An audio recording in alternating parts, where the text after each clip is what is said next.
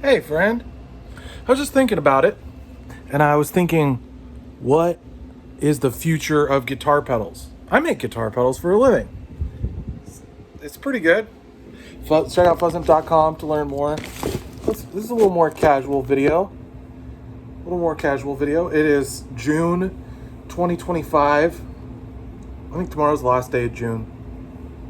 And I'm also curious to know your thoughts. So if you have thoughts about the future of guitar pedals and where they're at, where they're going, drop them down below in the comments. Subscribe if you want to see more casual content, demos of cool pedals, and more. I think that's definitely something I want to hear from you guys. I want to know what you're all about, what your experiences are, what your thoughts are, and let's do it.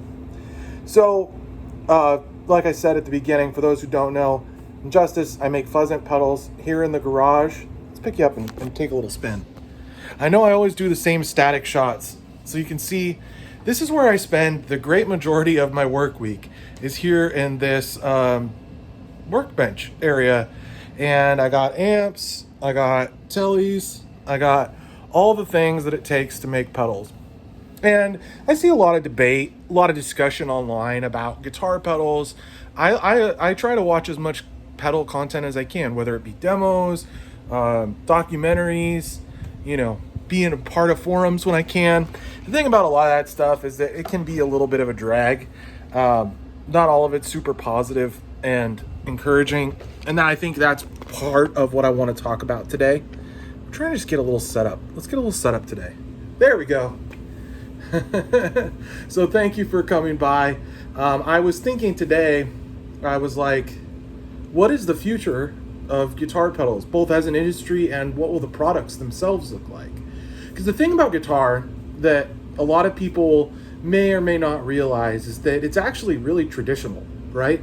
So like there is some companies pushing the cutting edge of audio technology, but a lot of times it's not really in the guitar pedal space. So when I'm talking about a guitar pedal, I mean something that's got some kind of 1/4-inch input output jacks, foot switch, and knobs. I think is a basic definition of what is a guitar pedal. This is a creature pedal. This one sounds pretty good. But I'm just saying, like, there is some inherent limitations to kind of what is considered a traditional guitar pedal. Especially like when I make dirt pedals is pretty straightforward, right? Your guitar is like a clean sound, you stomp on the pedal, it makes a distorted sound, right? But then there's a lot of companies now and kind of that digital space making kind of esoteric effects. I'm talking about companies like Chase Bliss, Old Blood Noise Endeavors, companies like that. Maris is a good example. Pick your favorite. Whatever that company is that makes the coolest, weirdest stuff that you can think of, that's what we're talking about. But honestly, the whole thing about electric guitar, I got my telly here. This is a perfect example. So this is a Squier Classic Vibe 60s telly, right? There are modern guitar designs that are really good, like really cool. But electric guitar is kind of almost locked into a tradition at this point, right? When we think about like electric guitar since its inception in the 50s and kind of getting into mainstream popularity through the 60s and early 70s, the advent of Hendrix, classic rock, what we would call today. And then we go on through the 70s, get into kind of the early hard rock and what was like pre-metal, I guess. And then into the 80s where we kind of saw the rack and digital revolution in effects. And then going into the 90s, we kind of had this really big hodgepodge of kind of the introduction of more advanced multi-effects and rack units, but also kind of a return to stomp boxes and tube amps, to going into the 2000s. Now we have digital amp modelers and stuff like that. But guitar pedals have existed that entire time and sold really well. Like, obviously, not everything is poppin', selling 1 million units every month, but like, Boss made pedals since the 77, right? They haven't stopped making pedals. They haven't like had a significant sales reduction since. The Tube Screamer has been made since it came out, till now. You can buy a brand new Tube Screamer, and you could buy a Tube Screamer in 78 or whatever it was, right? So maybe it was 81. whatever it was. I think it was like very late 70s, early 80s. You get what I'm saying though? Like the things that we think of when it comes to like a good guitar sound have been cracked in a lot of ways, if that makes sense, right? So it's like we know what makes an electric guitar sound objectively good. And a lot of what we buy today in 2020-25 is like more refined versions of what was already discovered. Let me give you an example. So like the Tube Screamer, right? There's been a lot of variations of overdrive pedals, but a lot of it has a lot in common with that op amp soft clip circuit, right? Like something about op amps and the way that that works, we really like it. There's been lots of variations with different kinds of clipping and all kinds of things. You know, there's a clone circuit, you know, there's all this stuff, right? But at its core, it's the same kind of components set up in a similar way, doing the same kinds of things. So those will continue to sell forever. As long as people want to play electric guitar and make it sound like it used to, it will. I've heard this comparison made before where we talk about jazz or classical, where it's like there was a golden era of jazz and that has just been kind of carried on. The traditions of that have carried on moving forward. Obviously, there's more progressive and modern jazz elements, but the core of what we consider jazz was decided a long time. Same with classical, right? You've got violins and cellos and these things. Yes, is there cutting edge classical music? Sure. But the voicing and kind of orchestration of those instruments in those styles, we kind of hear. Like, if I listen to Hans Zimmer, he has his esoteric instruments and synth instruments, but when he uses strings and brass instruments, it sounds like a classical composition, right? Like, so what I'm trying to say is that, like, as electric guitar, we kind of figured out what conventionally sounds good a long time ago. And we just keep doing that. We find new ways to do it. We find better ways to do it, cheaper ways to do it, but it's still doing the same thing, right? So for me, I'm not that worried about job security. Sometimes I do. During the summers, I always think about quitting because it slows down so much, especially after like kind of a hot season right at the end of May, which is usually like a big month. And it's like, does anybody ever gonna buy pedals again? And if you watch that Reverb, the pedal movie that Reverb.com put out, it has interviews from all these different builders. And the thing was, Analog Man Mike was like, oh, I thought pedals were gonna go out of style a long time ago. Dude has a wait list for 6 years on King of Tones. Like, it just keeps being relevant because people like making their electric guitar sound good into an amp, you know? Now, obviously, we have all kinds of things now. We've got Line 6, Helix coming out with the Stadium. I want one real bad. I had the Helix floor and it sold me on it because guess what? It's a whole pedal board in one condensed unit and it's actually usable. You could actually take it to gigs or recording sessions or to your friend's house, whatever the use case scenario is. You've got a whole pedal board in a box that doesn't sound too bad. And it's not like a mega compromise, right? Where before, if you were using a cheaper digital multi-effects, like it just kind of had that sound. It's not good. Like it just was that thing. Now we have stuff that sounds good. It's great. It's a great time to be alive. It's the best time to be alive as a guitar player ever, right? Because we have so much more things, so many more budget price points. So back in the day, you know, music and music stores were like popular in terms of, you know, hobbies and cultural relevance, but it wasn't like there wasn't that many people. Like, yeah, there might have been 1 million guitar players. Now there's like 1 billion guitar players, potentially. I don't think there's that many. I think there's like a couple 100 million or something like that. There's some weird estimate that they're like, this is how many instruments. But like, if nobody ever made electric guitars again, there still would be plenty for everyone. I have 8 Telecasters now. I need to make a video about it. I have 8 Telecasters and I wasn't even trying. Like, I was just trading and doing deals randomly when they popped up. Like, there's more equipment now than there ever needs to be, right? Like, we just make so much equipment and it's great. It's good stuff. It's fun. Here, where is it? I have my Harley Benton over here. I probably need to do a video on this. I need to make all the videos. The thing is, I only get fired up like every once in a while. So this thing, before shipping on Tomon, this is $85. It doesn't suck. What $85 new got you a long time ago was not good either. Like not good at all. But like, this is like usable. Like, I could take this to a gig and use it.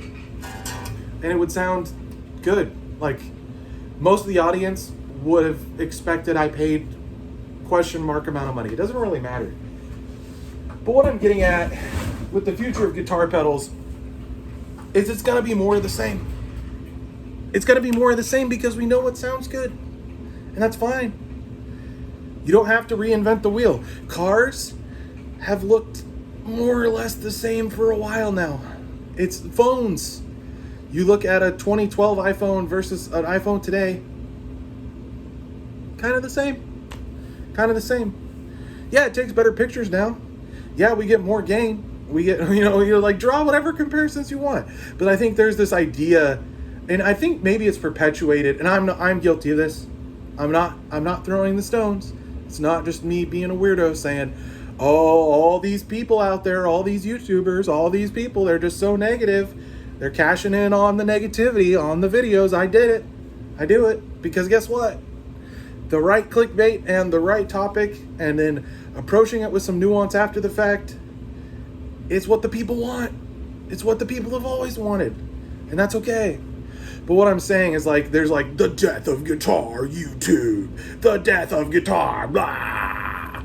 But it's like, come on, man.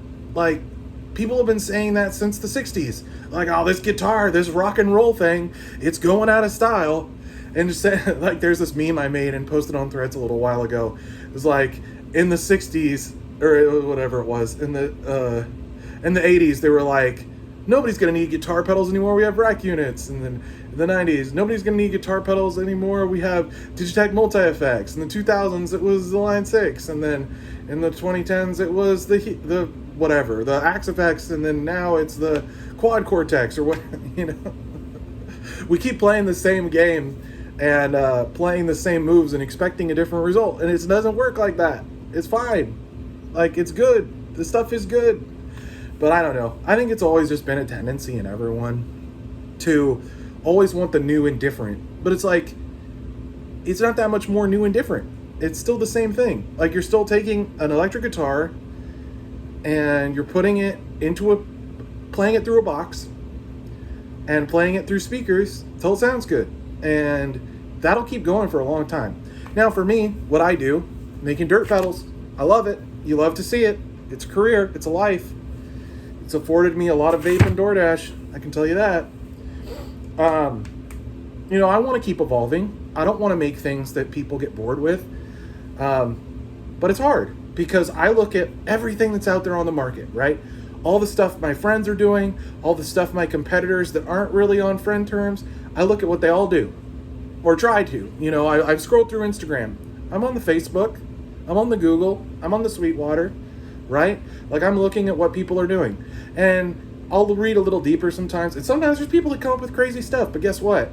If you come up with something that's too weird, people in the long term, they don't really want to buy it. Like, you can make a really cool demo. This used to happen. You remember knobs? We love knobs. We stand knobs in this house.